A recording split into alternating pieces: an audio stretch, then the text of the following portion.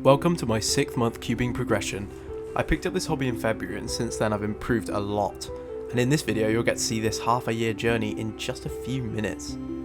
Once again, thank you so much for 500 subscribers and thank you to these people especially. Without any further ado, let's start off with the first footage I found of me solving.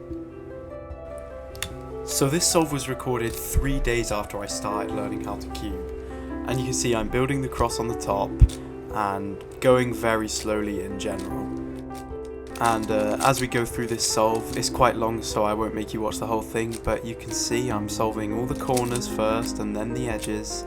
And this was actually the only solve I found where I did beginner's method last layer, not two looking OLL and PLL. So I found that quite interesting. Now fast forward 2 weeks, and this is the first solve I ever posted to YouTube. It's the same idea overall, just a little bit faster and smoother in the F2L. And in this one I'm actually using OLL and PLL for once. Just look at that T-perm.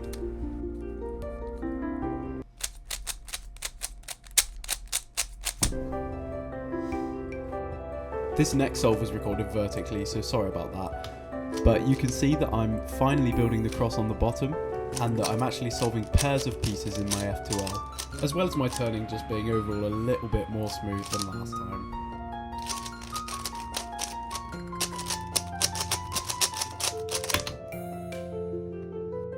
We're now in April, and this is the first solve where I actually look like I'm getting the hang of F2L. I'm turning a bit more smoothly, and overall the solving is just a bit more clean, especially with the cross. And look at that, so close to my first sub 30. This was posted the day after the last clip, on April 3rd, and it's the first average I ever posted on YouTube.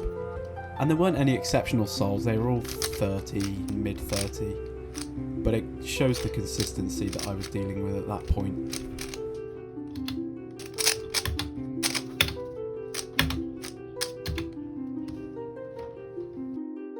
On April 5th I got my first sub 30 solve on camera, and then 2 days later I started learning full PLL. Look at me go! But then... Seems like a normal solve. But wait, what is that in my hands? What cube is that? That, my friends, is the Tornado V3M Pioneer. This cube set me up for improvement. It was so much better than my old one. It had magnets and everything. And hey look, a mid 20, starting to get into some pretty respectable times here.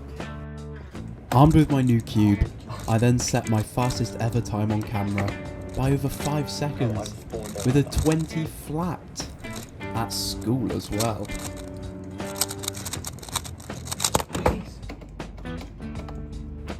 And then after posting a pretty mediocre average of 5, I finally did it.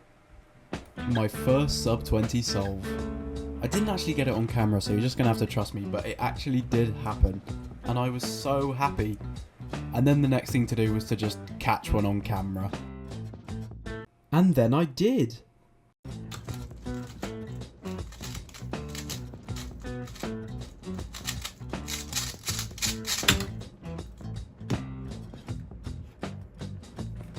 And just like that, it had taken me 3 months to get sub 20. Wait, 3 months? It only took me 3 months to get my first sub 20 on camera, and then 3 months later I've only improved my PB by 6 seconds. Now, diminishing returns is described as proportionally smaller profits or benefits derived from something, as more money or energy is invested in it.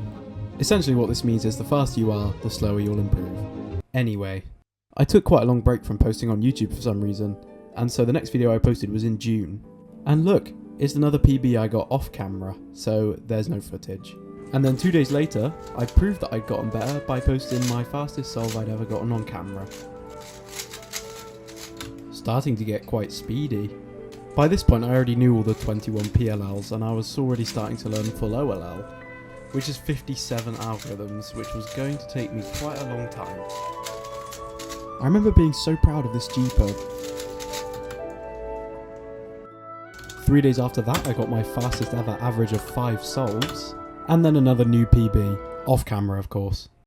And then a few days later I made my first tutorial of the channel, and it actually performed quite well.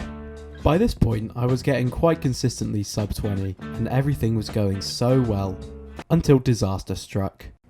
On July 18th, my very expensive cube decided to pop its clogs, probably because I dropped it a few times, but I was basically forced into buying a new cube. And I chose the Moyu Weilong WRM version 10 Bull Core edition.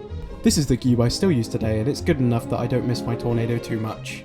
A week later I posted my first average on my new cube with 16.95, which was the fastest I'd ever gotten on camera.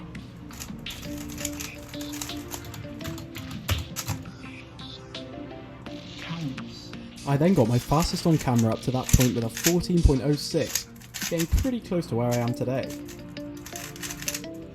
And just look at that last layer. And then 4 days later I absolutely smashed that record with a 12.75 on possibly the easiest scramble you will ever see.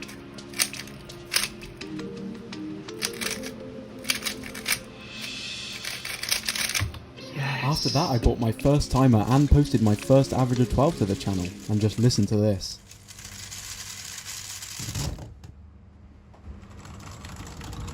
After that I posted 2 more videos that did surprisingly well, and then got an even faster solve on camera with a 12.53. I was pretty proud of this one because it wasn't even particularly lucky.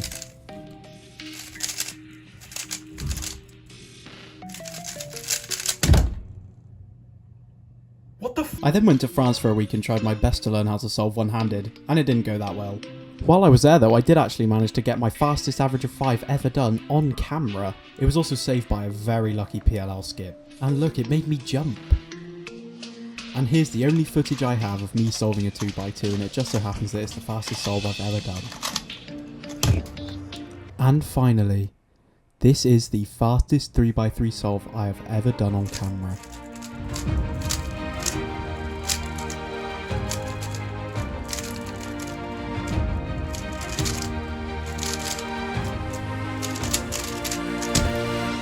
Oh my days. But that's not all, because while I was editing this video, I got my fastest ever average of 5, and I got it on camera. Enjoy.